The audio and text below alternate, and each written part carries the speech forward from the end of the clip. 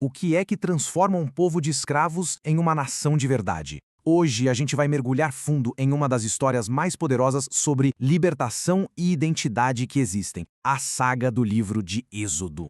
A pergunta que move essa história toda é monumental. Como é que um grupo de escravos oprimidos lá no Egito se levanta e se torna uma nação sagrada, com leis próprias e uma aliança direta com Deus? É exatamente essa transformação que nós vamos desvendar juntos. Para entender essa história, nosso roteiro vai ser dividido em 6 partes, tá bem? Vamos começar definindo o que é o Êxodo, depois mergulhar na opressão e libertação e seguir passo a passo até chegar no legado incrível que ele deixou. Então, antes de pular para a ação, é super importante a gente entender a base de tudo. Afinal, o que quer dizer essa palavra Êxodo? E qual é a verdadeira essência desse livro? Olha só, o próprio título, que vem lá do grego, já entrega o jogo. Êxodo significa saída ou partida. Mas não se trata de uma simples viagem, não, hein? É uma libertação poderosa, uma saída orquestrada por uma força divina. E aqui a gente chega no coração do livro. É mais do que uma fuga. A história é sobre redenção. É a narrativa de como Deus não só resgata, mas transforma completamente o seu povo. Esse é o tema que vai ecoar do começo ao fim. Mas quando exatamente essa história aconteceu? Bom, aí o debate acadêmico pega fogo. Existe uma corrente que segue a cronologia da própria Bíblia e aponta para uma data bem antiga, lá por 1445 a.C. E tem outra, que se baseia mais na arqueologia e na história do Egito, que sugere uma data mais recente, por volta de 1290 a.C. E quem escreveu? A visão tradicional, que durou séculos, atribui o livro a Moisés, que teria visto tudo acontecer. Já a crítica moderna, ela propõe a chamada hipótese documentária, que sugere que o livro foi, na verdade, uma compilação de várias fontes e autores ao longo de muito tempo. Ok, com essa base pronta, vamos mergulhar na história. Nosso ponto de partida é o Egito, onde os israelitas, os descendentes de Jacó, estão vivendo sob uma opressão que fica cada vez mais e mais brutal.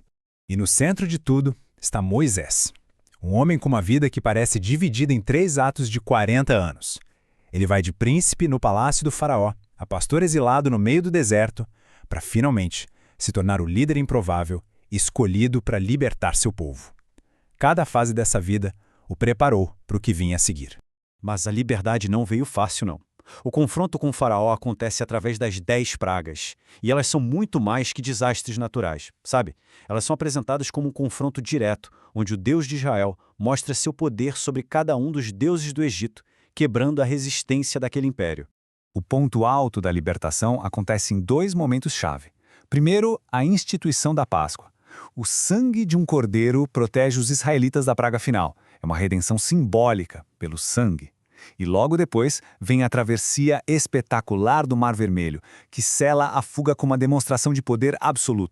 Só que estar livre é só o começo. A jornada pelo deserto em direção ao Monte Sinai se mostra um verdadeiro teste de fogo. É um período de provações muito intensas para esse povo que mal sabia caminhar sem correntes. E o que a gente percebe nessa jornada é um padrão que se repete. A cada crise, seja água amarga, fome, sede ou até um ataque inimigo, a narrativa mostra uma provisão divina. É uma lição constante sobre dependência e confiança bem no meio da dificuldade. A chegada ao Monte Sinai. Esse é o momento mais importante da jornada. É aqui que a relação entre Deus e Israel é finalmente formalizada, através de uma aliança. E no centro dessa aliança estão os 10 mandamentos. Eles são tipo a constituição dessa nova nação, estabelecendo as regras para o relacionamento com Deus e também para a convivência entre as pessoas. Esses 10 mandamentos, tradicionalmente, são divididos em 2 grupos. Os primeiros focam na relação vertical, ou seja, os deveres para com Deus. Já os últimos focam na relação horizontal, os deveres uns com os outros, com a comunidade.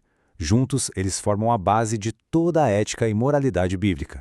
Depois de receber a lei, a pergunta era: como um Deus que é santo poderia viver no meio de um povo imperfeito? A resposta para isso veio nas instruções para a adoração.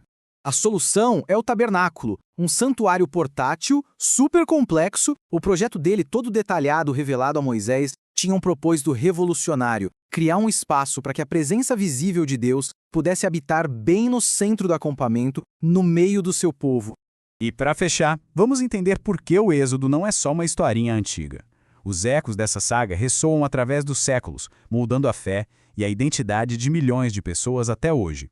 A importância do Êxodo é imensa. Dentro do próprio Antigo Testamento, ele é o ponto de referência, o evento fundador, sempre lembrado como o maior ato de redenção de todos, a base da identidade de Israel.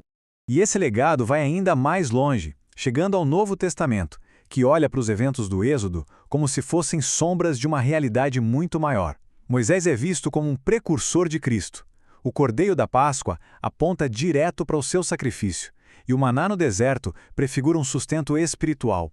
Tudo aponta para uma redenção final, definitiva. E assim a gente termina com uma pergunta para pensar. No mundo que ainda está cheio de opressão e em busca de liberdade, de que maneira os temas de libertação, de aliança e de redenção que a gente encontra no Êxodo ainda falam com a gente? A história é antiga, mas as suas questões, essas são eternas.